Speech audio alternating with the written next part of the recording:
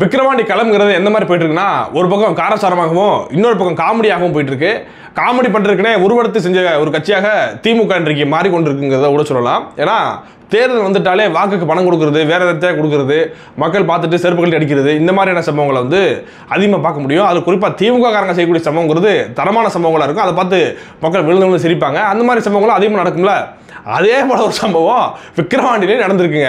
அதை பார்த்ததுலேருந்து எனக்கு கிட்டத்தட்ட ஒரு 1/2 மணி நேரம் சிரிப்பு அடக்கம் இல்லைங்க. அப்படிப்பட்ட ஒரு சம்பவங்க. அப்போ விக்கிரவாண்டி களம்ங்கிறது எப்படி இருக்கு, யாருக்கு ஆதரவாக இருக்கு, யாருக்கு சாதகமாக இருக்கு, யாருக்கு பாதகமாக இருக்கு, எல்லாற்றை பற்றி ஒரு அலசுவதற்காக தான் இந்த பதிவு. பார்த்தலாமா? உலக தமிழர்கள் அனைவருக்கும் வணக்கம். இது உங்கள் தென்னகம். நான் உங்கள் விஷ்ணு. எவன்டா மூர்க்கமா சண்டை போடுவான்னு பார்க்குறான். இங்கே வர்றான், தென்னகத்துக்கு வரும்போதும் திணறான். பாட்டாளி மக்கள் கட்சிக்காரங்க வந்து ஒரு பகுதியில் வந்து பரப்புரை செஞ்சுட்டு இருக்காங்க, தேர்தல் பரப்புரை செஞ்சுட்டு இருக்காங்க.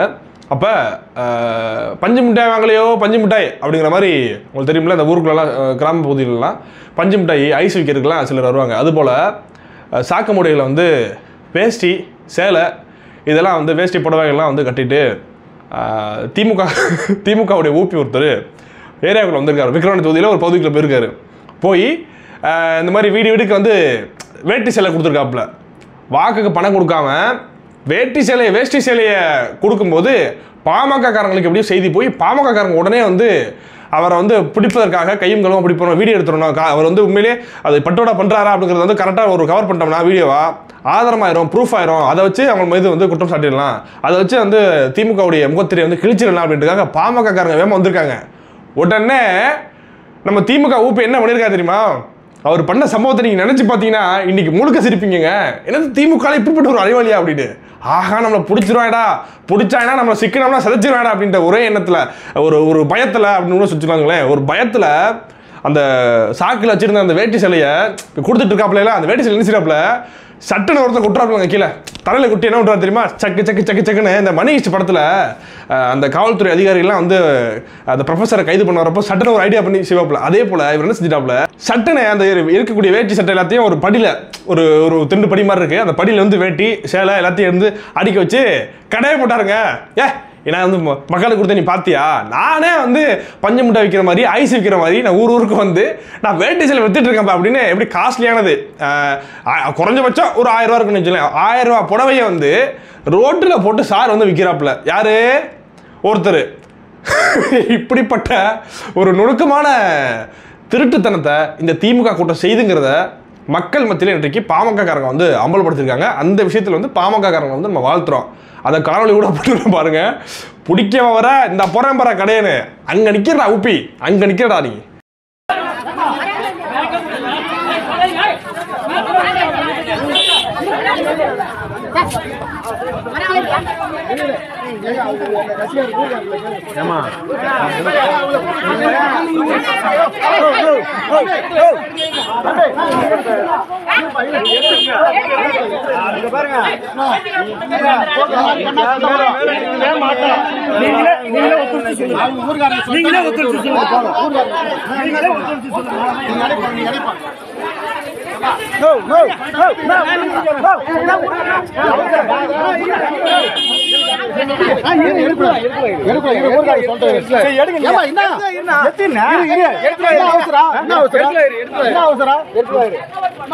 அவங்கள ஊர்கார 4 பேர் என்ன நானும் சொல்லுங்க. ஏங்க ஊர்கார 4 பேருக்கு தெரியுங்க, நீங்க என்ன ஊர்காரனு தெரியாது ஒண்ணும் இல்லைங்க. வாங்க, அவங்க தான் பிடிச்சாங்க கூப்பிடுங்க.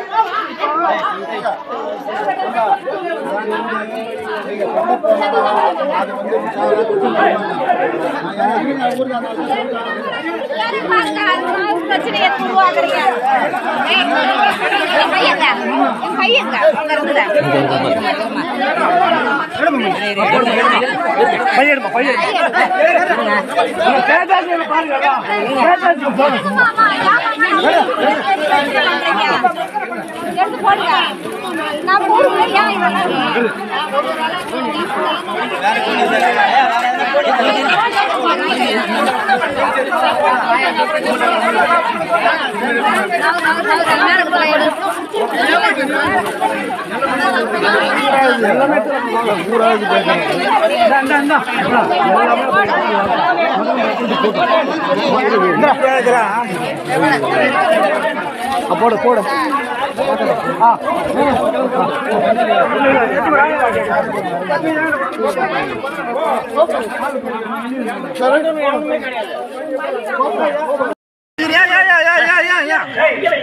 இருங்க என்ன இருங்க போய் வீடியோ எடுங்க வீடியோ எடுங்க என்ன இது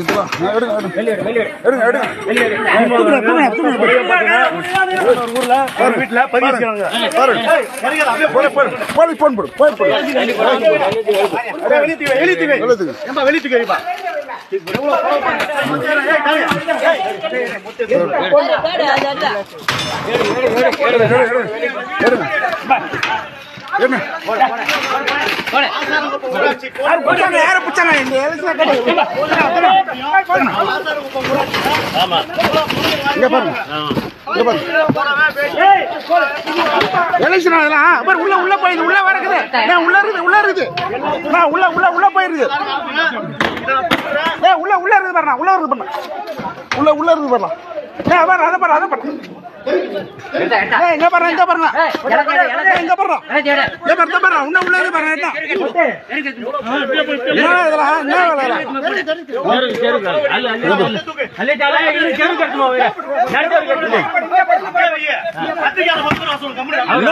என்ன வேலை திருட்டு பசங்க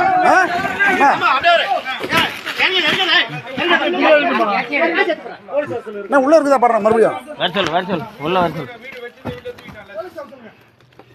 இன்னும் ஒரு மூட்டை அந்த பக்கம் தீங்க முடியானுங்கப்பா நான்ப்பா வேஸ்ட் சாட்டெல்லாம் ஒன்றும் எடுக்க முடியாதாப்பா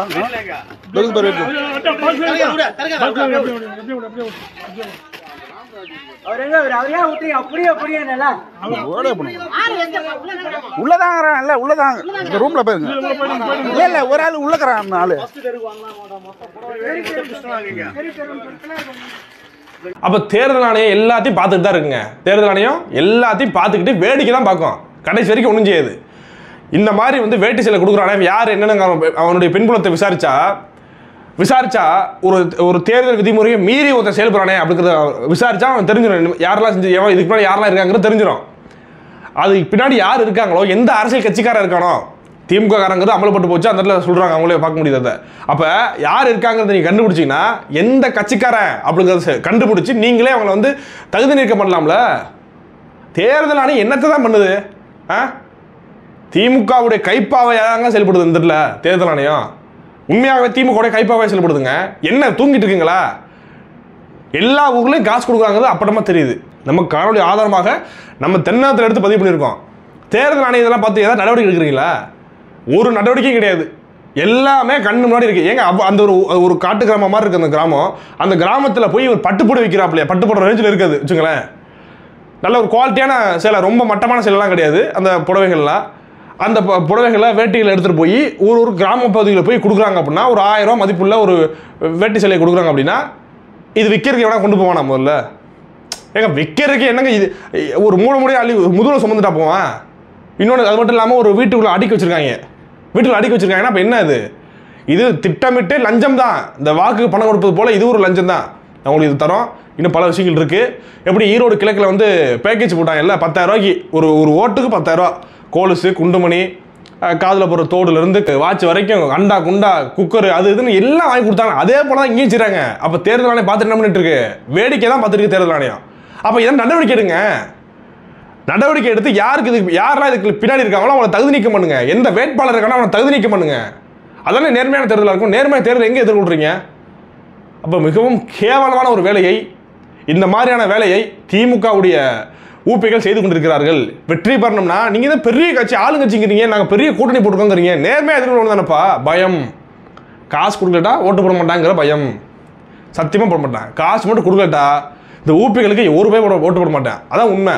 அந்த பயம் தான் உங்களுக்கு இப்போ தெரிஞ்சிருக்கு. உங்களுக்கு நான் பாமகவை ஆரம்பித்தேன். பாமக என்ன பண்ணியிருக்காங்கன்னு சொல்கிறப்பயே திமுகவும் என்ன பண்ணியிருக்காங்கன்னு சொல்ல முடியுதா? இவ்வளோதான் உங்களுக்கு அரசு சித்தாந்தம், கோட்பாடெல்லாம். எவ்வளோ பெரிய சிறப்பான ஆட்சியை கொடுத்து நீ வாக்கு கேளுப்பா. நாங்கள் இவ்வளோ சிறப்பான ஆட்சியை கொடுத்துட்ருக்கோம் பாருங்கள், நாங்கள் தமிழ்நாட்டில் எப்படி சிறந்த ஆட்சி கொடுக்குறோம் சொல்லி ஓட்டு கேளு. அடுத்து நாம் தமிழ் கட்சியுடைய வேட்பாளர் அபிநயா அவர்களுக்கு வந்து சிறப்பான ஒரு வரவேற்பை வந்து அந்த விக்கிரவாண்டி மக்கள் வந்து கொடுக்குறாங்க. குறிப்பாக வந்து பரப்புரை செஞ்சுட்டு இருக்காங்க. ஒரு தெருக்குள்ள வந்து நடந்து போகிறாங்க. அங்கே ஏற்கனவே வந்து திமுக வேட்பாளர் வரான்னு சொல்லி ஒரு கூட்டம் கூட்டி வச்சிருக்காங்க, வரப்போறாரு அப்படின்னு சொல்லி. புரியுதுங்களா? அப்போ நாம் தமிழர் கட்சியுடைய வேட்பாளர் போகிறப்ப அந்த கூட்டம் கூட்டி வச்சிருக்காங்க பாருங்க. அந்த திமுக கூட்டம், திமுக வந்து மக்களை கூட்டம் வச்சிருக்குல்ல, அந்த கூட்டத்தில் வந்து கையில் பூ மாலைகள்லாம் கொடுத்துருக்காங்க. இப்போ என்ன நடக்குதுன்னா, திமுக வேட்பாளர் வந்தால் நீங்கள் தூக்கி போடணும்னு சொல்லி தான் அந்த பூக்கள்லாம் கொடுக்கப்பட்டிருக்கு. யாருக்கு? மக்களுக்கு. நாம் தமிழர் கட்சியுடைய வேட்பாளர் அபிநயா அவர்கள் வந்து நடந்து போகிறப்ப உடனே தூக்கி போகிறாங்க மக்கள், எல்லாரும் தூக்கி போகிறாங்க. உடனே அங்கே இருக்கக்கூடிய திமுக நிர்வாகி போடாதீங்கன்னு சொல்லி கதறாங்க. இது மக்கள் வரவேற்கிறாங்க. வெளிப்படையாக சொல்லணும்னா மக்கள் வந்து அங்கீகரிச்சிட்டாங்க மக்கள் நாம் தமிழர் கட்சியை. அதெல்லாம் நம்ம பார்க்க முடியும். நாம் தமிழர் கட்சிக்கு அமோகமான வரவேற்பு இருக்கு. தினமும் அண்ணன் சீமான் அவருடைய தலைமையில் வந்து நாம் தமிழர் கட்சி விக்கிரவாண்டி அந்த தொகுதியில் வந்து பெரிய பெரிய கூட்டங்கள் நடத்தி மக்கள் மத்தியில் வந்து ஒரு விழிப்புணர்வு ஏற்படுத்திட்டு இருக்காங்க. இந்த தேர்தல் நல்ல ஒரு வரவேற்பை நாம் தமிழர் கட்சி பெற்று இன்னும் அடுத்த கட்டத்துக்கு நகருங்கிறத நம்ம உறுதியாக சொல்ல முடியும். பொறுத்திருந்து பார்ப்போம். கூடிய விரைவில் நாம் தமிழர் கட்சி அதிகாரத்திற்கு மேறுங்கிறத நம்புவோம். மீண்டும் ஒரு காணொலி சந்திக்கலாம். நன்றி, வணக்கம் உறவுகளே.